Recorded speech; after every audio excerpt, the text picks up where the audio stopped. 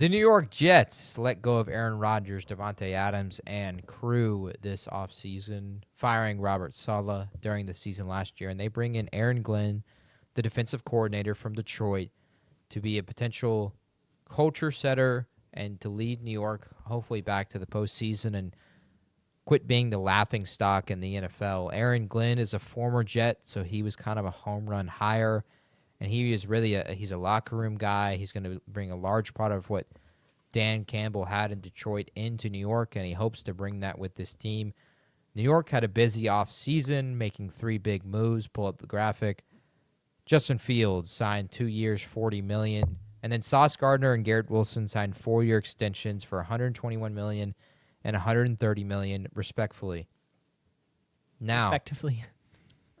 whatever, man. Respectively. The New York Jets put a lot of money into Sauce and Garrett, but they were not necessarily putting a ton of money into Justin Fields. So that's right away the first question of the season is, will Justin Fields play at all this season with the dislocated toe in the first day of training camp? But secondly, will he be the long-term option at quarterback? To get into the numbers, Justin Fields, pull up graphic. In his 4 years in the National Football League, he was not very good. In 3 years in Chicago, he was not good as well.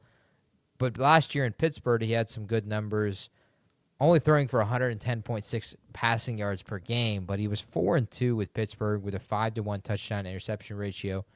A large part of that offense with Arthur Smith was really like keeping Justin Fields from being put in spots where he could turn the ball over, and he was productive in doing that. But his career it's not been good. He's 14-30 as a starter.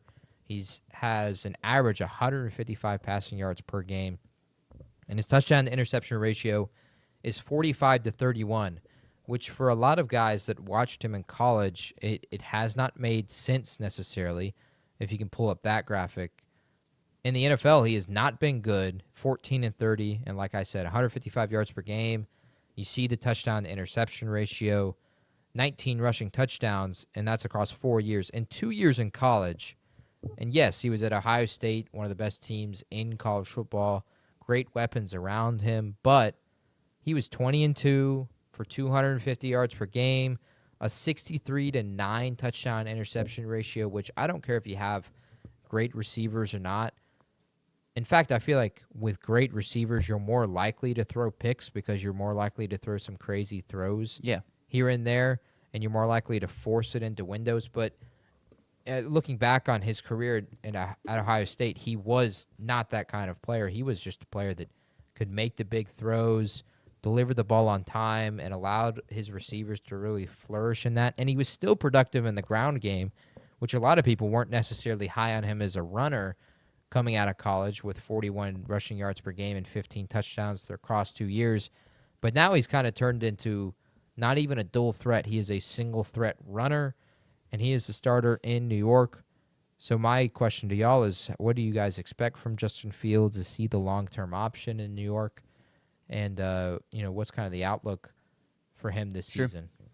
I don't view him as the long-term option. I don't think they view him as the long-term option. I don't think he views himself as the long-term option in New York. He's probably telling himself, like, this. I'm going to make a statement, like, this is my year. I personally think that they picked him up as a stopgap, as they maybe look to draft a QB, their QB of the future in next year's class. It's down to a 2-year deal, right? Mm-hmm. So the thing of, like, he plays probably fine this year. You can draft your QB maybe next year, and then they don't necessarily have to start right away. You have another year of Justin Fields, because I don't think Fields is this terrible quarterback that can't win you a couple games in the National Football League. I also think he's someone that can be fun to watch with the ground game element. He can make some plays, excite some fans. But I don't really expect a ton from him this year. I don't think that there's the infrastructure there really for him to excel in the way that he would need to for them to potentially look at him as a long-term option. I do like the guy, though. I was high on him coming out of college. I wish he could find a way to make it work because he really was pretty special at Ohio State. So. Yeah, I'm still actually, decently high on him. I wish that he kept the starting job with Pittsburgh last year. It didn't really matter. Pittsburgh just was not going to have that much success with either quarterback. But Russell Wilson is just so dynamic. I also had him in fantasy, so I was slightly biased because his running capabilities did provide some utility as a rusher. I will also say this, JP, your stat about the 111 pass yards per game is, I just want to clarify a little bit, it's actually like 184 yards per game. He took 2 knees in games, and so that brings his average down. He had like 1,100 pass yards in 6 games as a starter, and then played 1 snap in 2 games, taking a knee. So it's like 180, which is still not great. A lot better than 100. It is a lot better than 111. It's like, yeah, that's a pretty big difference there. I don't think he is the future of New York. But we are seeing guys like Geno Smith and Baker Mayfield struggle for years as kind of this bottom quarter of the league quarterback, and just kind of wander for a little bit. I mean, Baker's rookie season with the Browns was better than any season we've seen from Justin Fields. They're pretty close. Oh, it was Baker definitely made the playoffs. Yes, Yeah. Baker Mayfield, yes. But Baker Mayfield also had, what I'm about to say is He was hurt. Baker Mayfield, not his rookie year. In the years he played bad, he was hurt. He was hurt his last year. And he had shoulder issues. Yeah, that he time, had his right? shoulder issues his 3rd year, I believe, or fourth year. I don't necessarily entirely disagree with the point you're making. And I'm just also, saying, I think he that's a little had unfair to a Baker. very good offensive line. He had a good wide receiver core. He had a good running back in Nick Chubb, whereas Justin Fields in Chicago had wide receivers was DJ Moore. DJ Moore. That was DJ Moore. Was that the first year or the second year? DJ Moore was his Second year, I believe. his second year. Okay, and then after that, like who else? I think Justin Fields Anthony has had. Miller. Yeah. What? But I You're just saying bums. I don't like, think that this makes is a difference. the place that Justin Fields is going to turn it around. I don't think I he's a don't good enough necessarily think so quarterback either. to elevate this group and make it his group. I don't think he's going to elevate this group or make it this group. But I like bringing Justin Fields in because I still think he has potential. I am high on him. I think that him and Garrett Wilson is a good wide receiver. I think Garrett Wilson might be better than any of the play we got out of DJ Moore. I don't think DJ Moore was good at Carolina, but then when we went to Chicago, there was no spark there. I did not like DJ Moore in Carolina, and now we're still waiting on him to be that true number 1 for Caleb Williams. Yeah, I mean, I'm also still waiting for Garrett Wilson to take another step. That's fair. And cement himself as worthy of the money he just got, which was a question I was going to ask y'all would y'all have given Garrett Wilson that contract? Yeah, I think. What are you gonna do? Not sign him and then force? I mean, that's the fair. draft I'm just receiver? if he doesn't elevate his game, that's an overpay. Sure. Which I know he's not. I know it's similar to Justin Fields, though. I think it's more fair for Garrett Wilson to be like he's not been in situations to take another step. But yet again, it's Justin Fields, the quarterback, that's gonna help Garrett Wilson take another step. I feel like Justin Fields has been in worse situations than Garrett Wilson has. I mean, okay, But I'm saying I expect Garrett Wilson. Like I trust Garrett Wilson's talent and his production in the league. Like I would trust him take another step before I trust Justin Fields take another step. Is what I was saying. That's fair. Not that his situations has been worse. But I think that I am high on Justin Fields because he was so talented in college, and I think that his situation in Chicago was awful, and I think that his situation in Pittsburgh was not great, and he went 5-1. sure, I think I just like my pushback there would be we've had tons of quarterbacks be great in college and do nothing in the NFL or not be good in the NFL. It's it's a whole different ball game. Yeah. So I think that if I were a GM, I like what the Jets GM. If I were GM, I would still be taking a chance. I would take a chance on Justin Fields probably the next 3 years if I can get him on cheap money. Like the next 2 to 3 years, just because I don't know why. I like him. You might be a Jets fan. that's what I'm hearing. No, not a Jets fan. I will agree with you. Like I prefer this move to them starting Tyrod Taylor for Go to get Kirk Cousins. the 17 games, or going to get Kirk Cousins or Joe Flacco, like starting someone like that. I do prefer you signing Justin Fields and letting him play ball for a year. Yeah. That you realistically aren't trying to win much. Did you realize they had so- Tyrod Taylor on the roster? Yeah, that's why. Like okay, I okay. said that. Like I didn't know. I thought you just might have been throwing a name out there. No, It's like no. that'd have been wild. that would have been crazy. No, I knew he was on the roster. Okay. That's what I'm saying. Like, I would rather start him than Tyrod Taylor. Yeah, that's fair. Continuing with the Jets, they made a ton of other additions outside of Justin Fields this offseason. They were really active in the draft, but their other free agency ads were Andre Sisco, who started a ton in Jacksonville, Derek Nottie, who's second to Chris Jones in terms of defensive tackles in Kansas City. And then Brandon Stevens, who started a ton of games for the Ravens. In the draft, they were very active, getting Armand Mimbu, who people viewed as the best tackle in the draft. A few, not all. Mason Taylor was an aggressive move for a tight end. Thomas, the corner from Florida State, was an addition. Malachi Moore, safety from Bama. And then Arian Smith, who had a ton of drop issues but was still productive for Georgia last season. Their draft and really their offseason additions, again, is trying to find guys that can help the Jets get off to quick success and, more importantly, be able to establish a culture. Bringing in a ton of rookies who have played a ton of snaps in collegiate football, I think it's going to help them in terms of building that culture. I don't think there's a ton of development necessarily from these guys that you can find, but in order to get a locker room all surrounded and playing under the same pulse, you need guys that are willing to do that, and you need a ton of guys that have the experience that are capable of doing that. And I think they've done that with their additions in the draft. The offensive line grades out better from a PFF perspective than they actually were last season. And Mimbu is going to start almost immediately at right tackle. They're going to hope Olu Fashanu has a better second season than he did first. And the offensive line is going to have to be productive because this is going to be another rushing team. Outside of Garrett Wilson, there are no receiving weapons unless you consider Breece Hall. And so I expect this, again, similar to the Patriots, to be a ground and pound team with less of ability to play action because I just don't see Justin Fields as a productive play action quarterback. This is a team that's going to have to win games 17-14, stuff like that.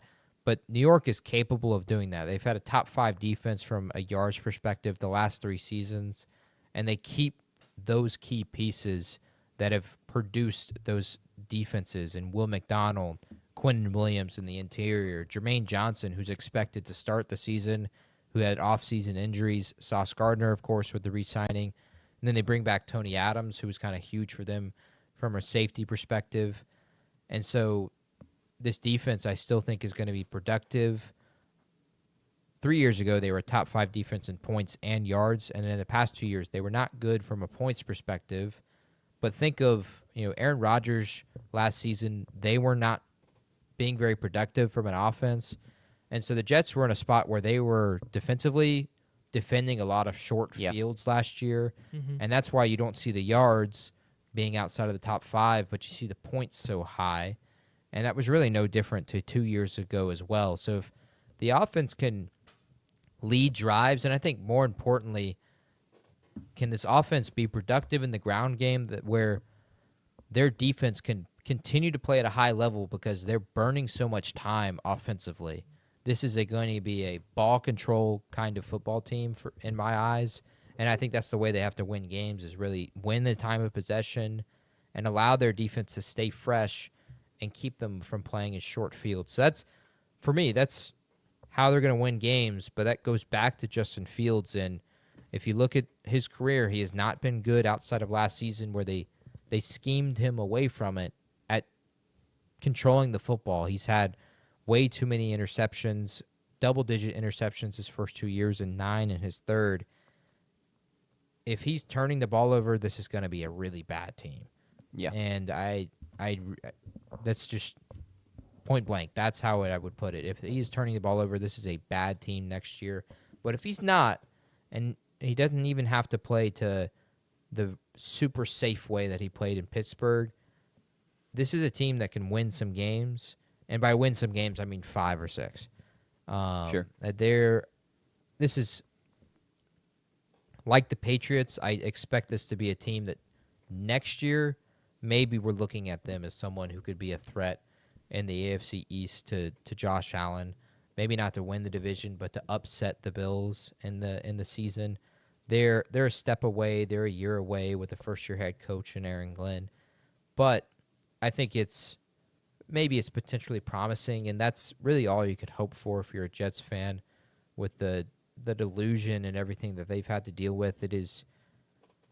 It sucks to be a Jets fan, especially when you think about 2 years ago with the addition of Aaron Rodgers, we're making the playoffs. We're going to the Super Bowl. We're winning the Super Bowl. What happens on the fourth play of the season for Aaron to go through the hell of that year and then to come back this year and Aaron just doesn't produce at the level that you wanted him to. Hopefully this is a step in the right direction for New York. But I think I would say Justin Fields is not the long-term option at quarterback either. And I would hope and look for them to potentially draft a quarterback this year. They've got the chance to do that. And I think they kind of have to do that. Yeah. I kind of agree with just reinforcing some things you said. I think this is a 2-year rebuild. I like the hire of Aaron Glenn as the coach. I think he's the right guy for the job, and he's someone that can be successful there. I just think the infrastructure there was so bad and in kind of a lot of disarray post-Aaron Rodgers era that it just is going to be a 2-year fix. There wasn't really any way to turn it around fully in year one, barring miracle. Quickly, breaking news, Shamar Stewart just agreed to his deal with the Bengals, fully guaranteed money. So I believe he got what he wanted, and the Bengals get their first-round pass rusher is going to play for them, Cool. which, given where the Trey Hendrickson thing is heading, he may play more than some people thought. Yeah, absolutely. Trey Henderson is still in Jacksonville and is not with the team right now. He's holding out. Apparently, they're nowhere close on the money front either. Well, that's good. So, Getting back to New York and finishing out our episode here, you guys are really low on the Jets, and I have the Jets finishing at 6-11. In that Baltimore video, both in TikTok and YouTube, I picked them to beat Baltimore because it was like, oh, this is the game that Baltimore loses for no reason. And then I think there's some winnable games. First game of the year is like just a game that you immediately glue your eyes to is Aaron Rodgers returns to New York in week 1. That's a massive game, I think, for the program. For Aaron, I think Aaron Glenn's going to treat it that way too. And Aaron Rodgers as well. If you don't know the story, essentially Aaron Glenn was hired as head coach for the Jets. He has a chat with Rodgers, and he basically says, yeah, there's no way in hell we're bringing you back. yeah. There's no way in hell you're coming back here to New York. And Rodgers was caught off guard by that. Rodgers says he went into that meeting thinking, okay, I'd like to come back, but I want to be kind of a leadership role and try to develop guys and try to be like a figure to look up to. And, oh, here's the things that happened last season, and this is why it kind of went awry. And here's what happened with Bob Saleh and why those things went awry. And Aaron Glenn was in and out in 5 minutes is the way he described it.